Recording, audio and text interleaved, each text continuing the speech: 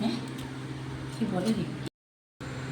নমস্কার বন্ধুরা, আজকে একটু ব্যস্ততার জন্য সারাদিন ভিডিওটা করতে পারিনি।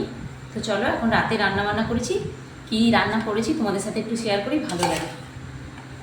প্রথমে এটা করেছি বিট আলু দিয়ে চোখো চোখো করে পোস্ত লঙ্কা দিয়ে ভাজা করেছি এটা।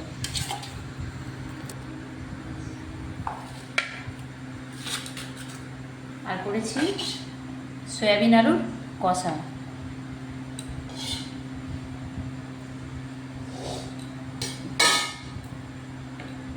সাথে রুটি বানিয়েছি, একদম গরম গরম রুটি। আর আছে সাথে এই দেখো মিষ্টি, গোলাপ জামুন এগুলো। তো দেখে বলো বন্ধুরা আমার ডিনার মেনুটা কেমন হয়েছে, আর তোমরা কে কে পছন্দ করো। আজকে এই দিয়েই রাতের খাওয়া দাওয়া করবো, তো এগুলোই বানিয়েছি রাত্রিতে এসে। শুভরাত্রি বন্ধুরা।